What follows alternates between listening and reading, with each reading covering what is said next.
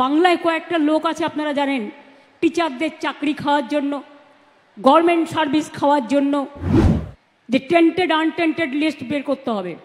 আরে আপনার কি যায় আসে? কেন অন্যদের কথায় পা দিচ্ছেন? আমরা চাকরি দেব আর ওরা চাকরি খাবে।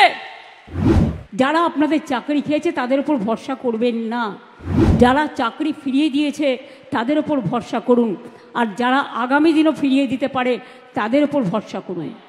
আমি কালকে ডেরেকের কাছে শুনলাম ইসি অফিসে ওরা গেছিল একটা প্রতিবাদ নিয়ে, তার বিরুদ্ধেও দিল্লি হাইকোর্টে একটা কেস করা হয়েছে। বাংলায় কয়েকটা লোক আছে আপনারা জানেন, টিচারদের চাকরি খাওয়ার জন্য, গভর্নমেন্ট সার্ভিস খাওয়ার জন্য, যে কোনো ব্যাপারে কথায় কথায় জনগণের কাজ করে না, ওদের ভোট চাই না, ওরা কোর্টে গিয়ে শুধু পিল খায় আর পিল করে। পিআইএল করে করে বাংলার সর্বনাশ করছে। এর জন্য কোর্ট দায়ী নয়, দায়ী যারা যারা মুখে কথা বলে বড় বড়, যারা কোনোদিন কিছু মানুষের জন্য করে না। আমরা চাকরি দেব আর ওরা চাকরি খাবে। আমি পরিষ্কার বলছি, শিক্ষার্থীরা, শিক্ষক শিক্ষিকারা যারা বসে আছেন গতকাল থেকে, কেন বসে আছেন এই গরমের মধ্যে কষ্ট করে? আপনারা স্কুলে যান। আমি তো আপনাদের বলেছি, সুপ্রিম কোর্টে আপনাদের টাকা বন্ধ করে দিয়েছিল, চাকরি বাতিল করে দিয়েছিল, কিন্তু আমরা তো রিভিউ পিটিশন করেছিলাম এবং তাতে তো আমরা বলেছি যে আপনারা মাইনে পাবেন এবং সিস্টেম অনুযায়ী মাইনে আপনাদের কাছে চলে যাবে। এর জন্য কারো প্ররোচনা দেওয়ার দরকার নেই, দাঙ্গা করার দরকার নেই, উত্তেজনা করবার দরকার নেই। আর গ্রুপ সিডি যেটা বাতিল হয়েছে, আমাদের আইনজীবীদের সাথে পরামর্শ করতে দিন। আমরা আইনজীবীদের সাথে পরামর্শ করে বাদবাকিটাও আমরা নিশ্চয়ই আবার দরকার হলে রিভিউয়ে যাব, এইটুকু বিশ্বাস আমাদের উপর করতে পারেন। যারা আপনাদের চাকরি খেয়েছে তাদের উপর ভরসা করবেন না, যারা চাকরি ফিরিয়ে দিয়েছে তাদের উপর ভরসা করুন, আর যারা আগামী দিনও ফিরিয়ে দিতে পারে তাদের উপর ভরসা করুন।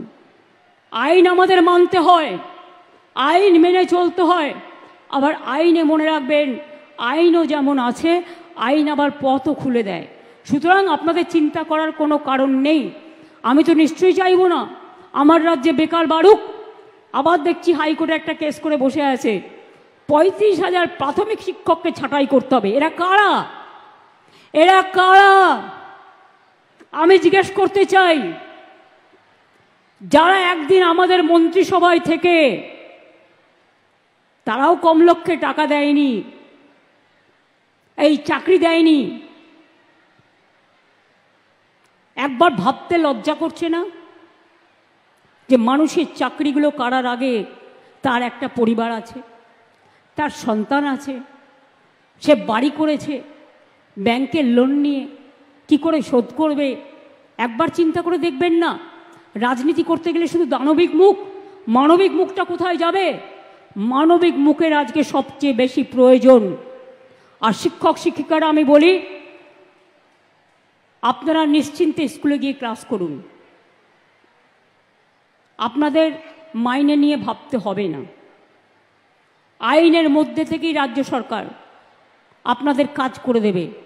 আপনি এ না বি এটা কোর্ট ঠিক করবে, আমরা নই।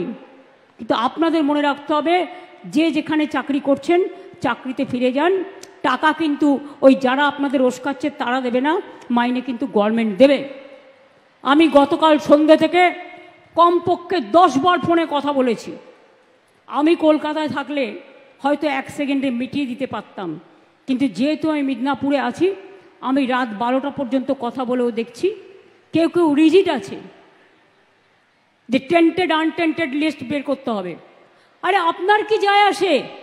কেন অন্যদের কথায় পা দিচ্ছেন? টেন্টেড কি আনটেন্টেড কি আপনার দেখার তো প্রয়োজন নেই।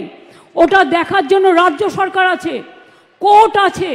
আমরা এভিডেন্স নেব, আমরা কোর্টের কি বলা হয়েছে দেখব। এটা আপনার তো লিস্টের দরকার নেই। আপনি চাকরি করেন, আপনার চাকরিটা আছে কিনা দেখার দরকার, আপনি ঠিকমতো মাইনে পাচ্ছেন কিনা সেটা আপনার দেখার দরকার। অন্যটা আপনার দেখার দরকার নেই, ওটা আমাদের ওপরে ছেড়ে দিন। মনে রাখবেন ইউপিতে ৬৯,০০০ লোকের চাকরি গেছিল বিজেপি সরকার থাকাকালীন, কেউ ফিরে পায়নি। আমি তো আপনাদের বলছি আপনারা ফিরে পাবেন। আমরাই তো আপনাদের কোর্টে গিয়ে আপনাদের হয়ে ফাইট করে অ্যালাউ করেছি।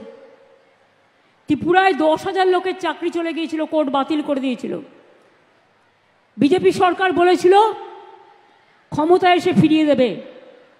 আজ পর্যন্ত ৭ বছর হয়ে গেল, ফেরায় তো নি, উপরন্তু তাদের মাথায় লাঠি মারা হয়েছে। আমাদের সরকার কিন্তু তা নয়। মনে রাখবেন, একটা দাঙ্গা হয়েছে দুঃখজনক, আমরা কেউ দাঙ্গা চাই না। দুটো ওয়ার্ডে ধুলিয়ানে দুটো ওয়ার্ডে হয়েছে, সেটাও বহিরাগতরা কিছু লোককে স্থানীয় সাথে নিয়ে কিভাবে করেছে সে চক্রান্ত ফাঁস আমরা করে দেব।